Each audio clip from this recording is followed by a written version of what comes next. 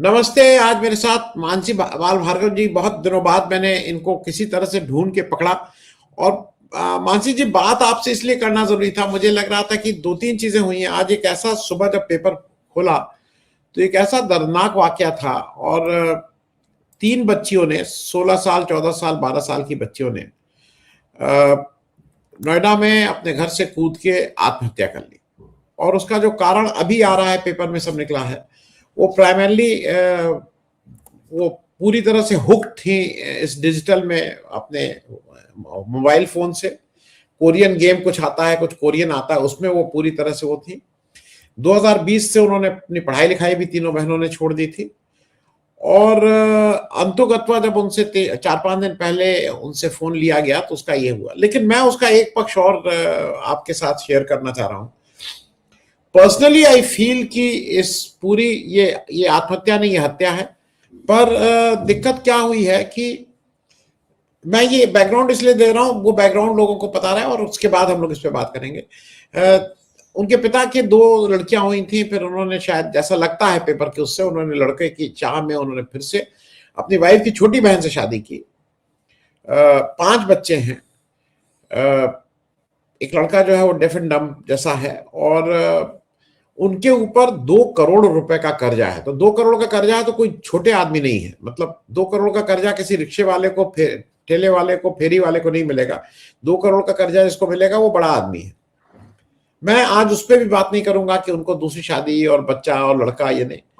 But primarily जो I can feel it, कि वो कहीं ना कहीं ये जो फोन है, ये हम लोगों के घर में घुस चुका है। उनके यहाँ ये हो गया, लेकिन उसकी तरफ हम सब लोगों का जो एक्सटेंडेड फैमिली है वो उसकी तरफ बढ़ रही है।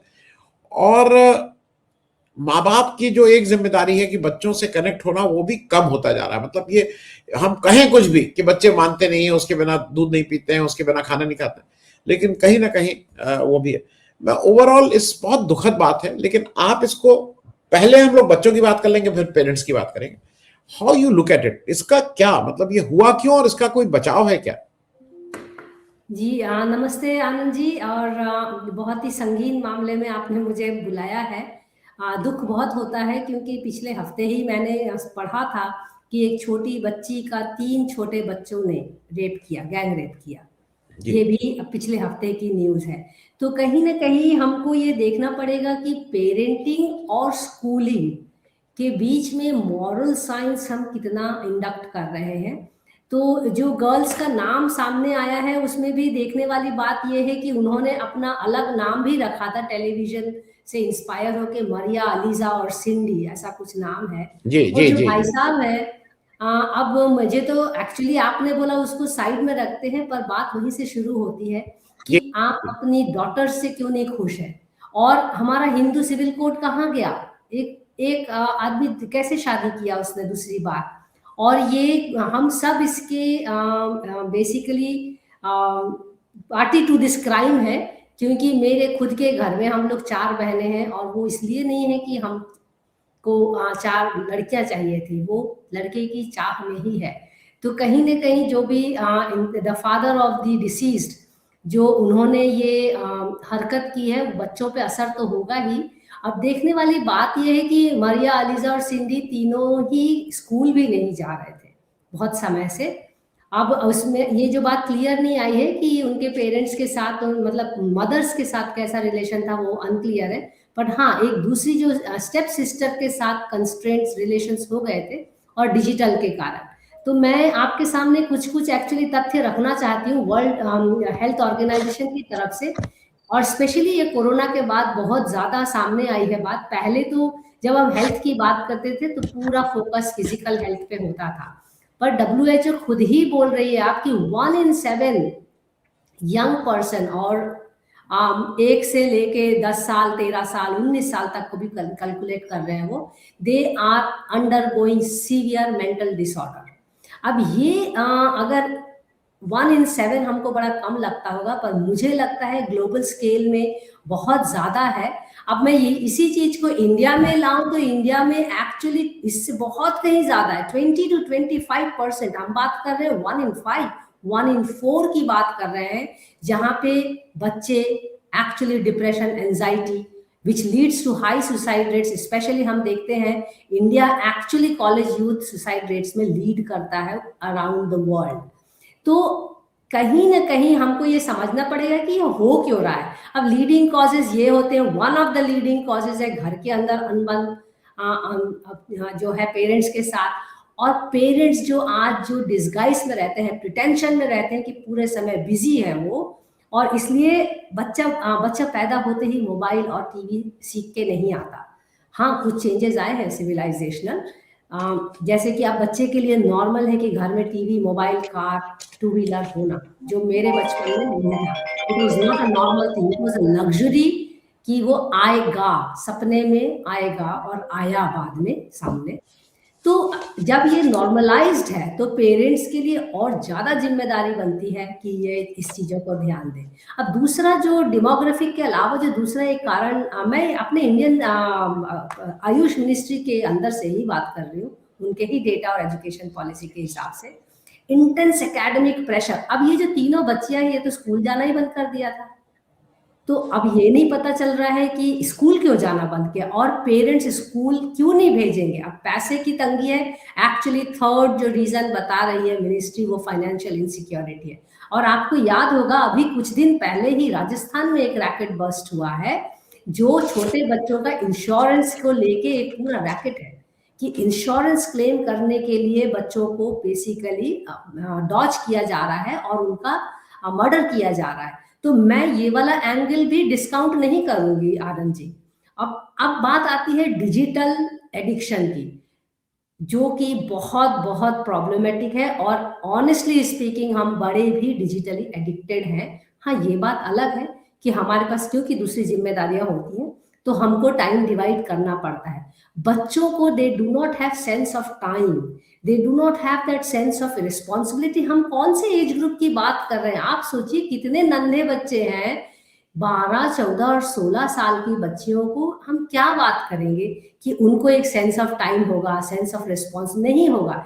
एक तो हम एक्चुअली उनको अब सेमी एडोलेसेंस तो ऑलरेडी कंसीडर करने लगे हैं, क्योंकि उनका एक्सपोजर इतना ज्यादा है to the world and to the things happening कि वो अपना बचपना तो भूल ही गई हैं, तो वो एक अलग प्रॉब्लम है। पर डिजिटल एडिक्शन जो है, और स्पेशली ये सीरियल्स और ये सब चीजों को लेके, जैसे इसमें निकल के आया है कोरियन सीरियल की बात है, डिजिटल एडिक्शन रोकने का कोई तरीका शायद बाय लॉ नहीं निकलेगा। It has to be parenting, education और कॉलेजेस और स्कूल से भी नहीं निकलेगा, वो तो बंद करवा देते हैं, हम स्कूल कॉलेज में आप ले जा नहीं सकते।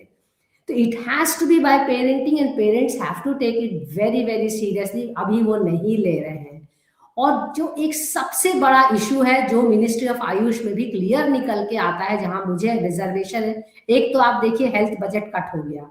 अब दूसरी बात ये कि हमारा सारा फोकस जो है वो फिजिकल हेल्थ पे है।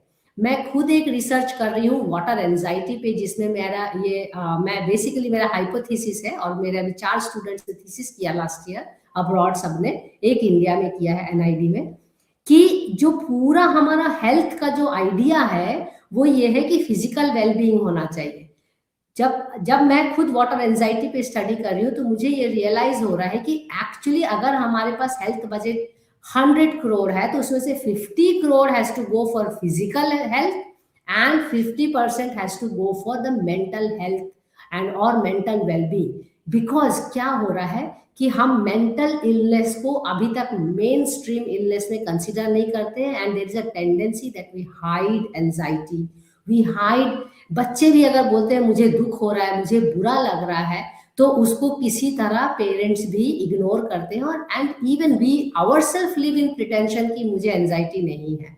तो ये जो हमारा जो फोकस नहीं है मेंटल हेल्थ पे as one of the illness, because शरीर के साथ साथ दिमाग भी तो शरीर का ही हिस्सा है, फीलिंग्स भी शरीर का हिस्सा है। वो अगर कहीं ना कहीं पॉलिसी में नहीं आ रहा है, बजटिंग में नहीं आ रहा है, इसका ये मतलब है कि उसके लिए सुविधाएं भी नहीं मुहैया कराई जा रही। एक तो सोशल टबू है कि हम नहीं जाएंगे, मतलब साइकोलॉजिस्ट या साइकियाट्रिस्ट के पास जाना मतलब हम पागल हो गए हैं। ये अपने आप में ही एक बहुत बड़ा टबू है जो सोसाइटी में बंधा हुआ है। तो मुझे कहीं न कहीं ये लगता है कि तीनों बच्चियाँ ने जो स्कूल जाना छोड़ दिया, पेरेंट्स ने कैसे उनको कन्विंस नहीं कर पाए, स्कूल कैसे उनको मोटिवेट नहीं कर पाए, और कहीं न कहीं अगर पेरेंट्स को ऑलरेडी ये आभास था कि ये डिजिटली एडिक्टेड हो गए हैं, क्योंकि उन्होंने अपने 4th डॉटर को उससे प्रोटेक्टेड रखा है, सैनिटाइज़ किया है because of the other mother and other setup probably. तो पेरेंट्स को अपने देखिए ये एक पीछा छुड़ाने वाली बात भी है, क्योंकि लड़कियां ज्यादा हो गई हैं, आपके पास लोन ज्यादा है, कहीं ना कहीं से आपको इग्नोर कर रहे हैं, तो कुछ ना कुछ उनका अपने आप हो जाएगा। और इन सब के पीछे जो फंडामेंटल रूट कॉज जो मुझे लगता है हमारे देश में कल्चरल है, कि बच्चे भगवान की देन नहीं है, let us get over it. बच्चे एक बायोलॉजिकल प्रोसेस है and they have to be treated biologically afterwards also, क्योंकि ये तीनों भी आप देखिए जस्ट एडोलेसेंस स्टेज में आने वाली बच्चियां हैं। मेंस्ट्रुएशन शुरू हुआ होगा या उनका चल रहा होगा या आने वाला होगा, तो एक ऑलरेडी उनका साइकोलॉजिकल चेंजेस और फिजिकल चेंजेस बॉडी में चल रही है, उसके ऊपर डिजिटल, उसके ऊपर जो पेरेंट्स के बीच में जो अनरेस्ट है, जिसको कि हम कंप्लीटली अंडरमाइन करते हैं। आज की तारीख में मुझे लगता है कि 90% बच्चों से पूछा जाए तो वो अपने फादर के कॉन्डक्ट से अनहैप्पी होंगे, and reason being an abusive father, extra marital affair father, not giving time to the children, late आना घर पे, काम के नाम पे, प्रिटेंशन पे ऑफिस में बैठे रहना, and not spending enough time with their children. मुझे तो याद आ रहा है पिछले साल एक ऐसा भी हादसा हुआ, एक लड़की बहुत बोल्ड लड़की ने इवेंचुअली अपने भाई के सहारे से अपना वीडियो रिकॉर्डिंग किया कि her father was rapping her for regularly for 3-4 years। तो हम इस समाज में अब इस दर्दनाक सिचुएशन में पहुंच गए हैं, जैसा मैंने आपके प्लेटफॉर्म में 2-3 बार कहा है, actually we need a ministry of man development. We really need men and boys to be told how they have to be in the family, how they have to be outside the family। तो ये पूरा दो चीजें हो सकती है, ये खून भी हो सकता है कि आपको इंश्योरेंस से बचना है और आपने बच्चों को बलि चढ़ा दिया, बिल्कुल हो सकता है, मुझे कोई डाउट नहीं होगा ऐसा हुआ तो, क्योंकि लड़कियों को बलि चढ़ाना तो हम फीटिसाइड तो अपनी फीमेल फीटिसाइड तो हमारे लिए कॉमन है ना। अब वो बड़े होके मार दीजिए या पेट में मार दीजिए, हमारे प्रथा में है।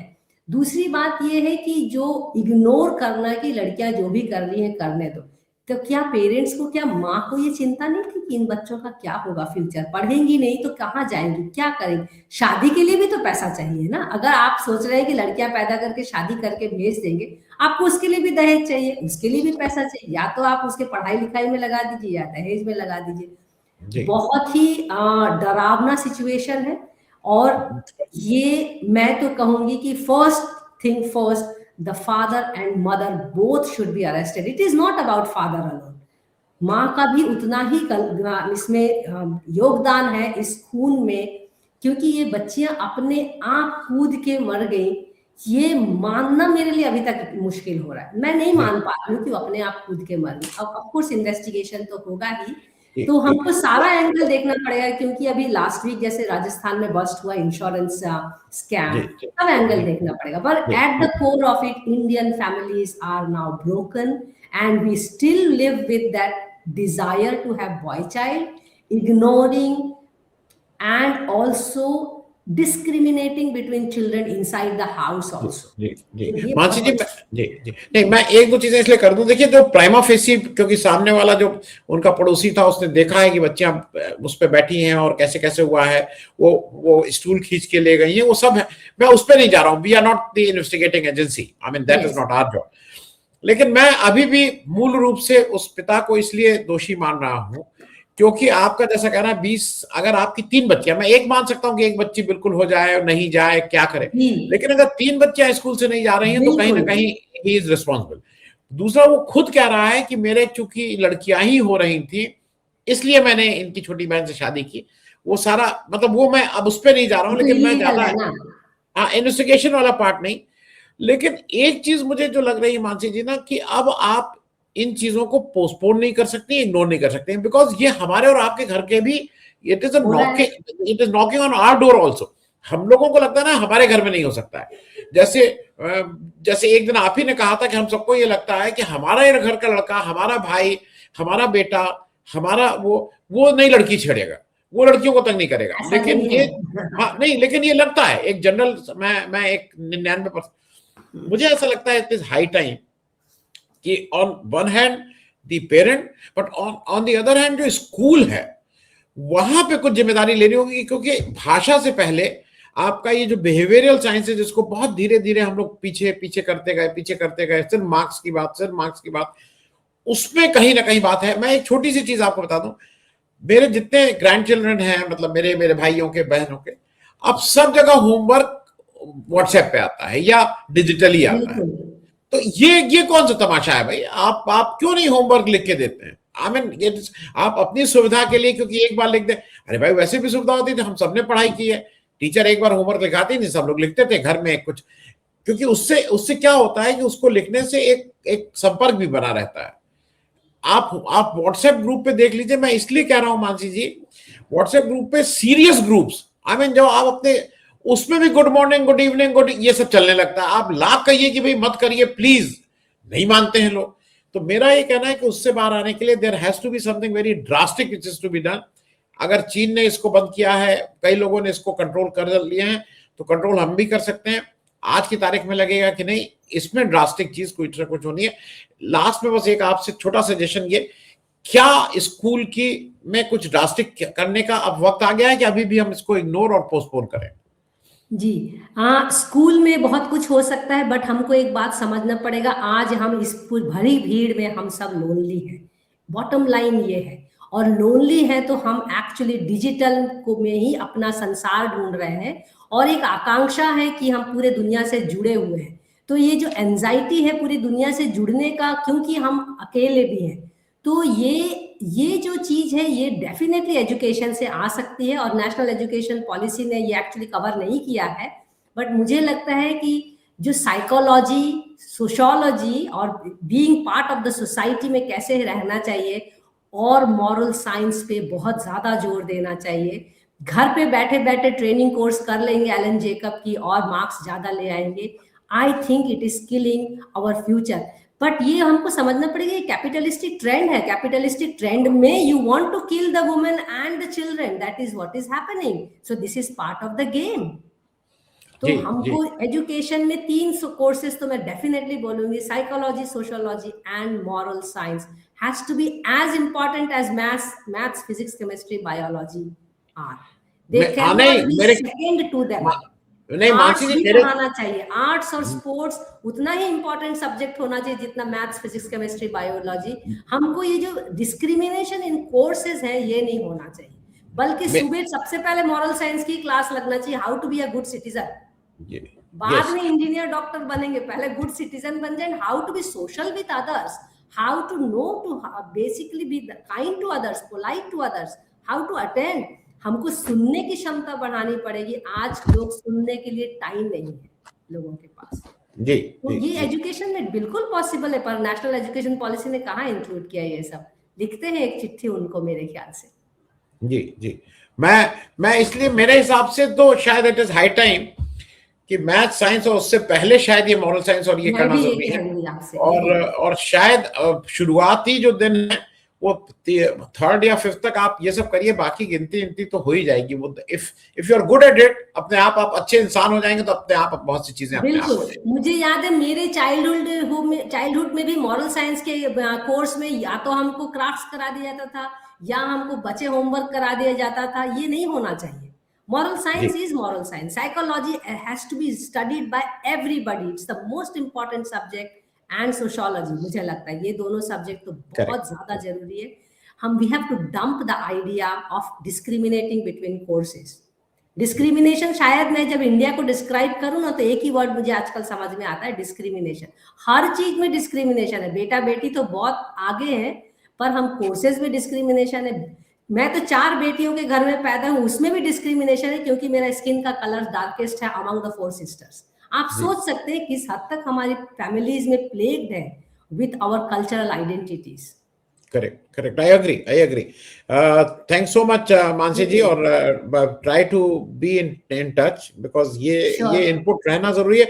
हम लोग की जिम्मेदारी ये है कि इस पे लगातार बातचीत करते रहें। हो सकता है 2 आदमियों की आंख खुले, 1 आदमी की आंख खुले, बिल्कुल। शायद कहीं हम अपनी मैसेज पहुंचा पाए। थैंक यू सो मच, बहुत बहुत जी, शुक्रिया। Thank you. कॉन्वर्सेशंस बहुत जरूरी है। Thank you, bye bye.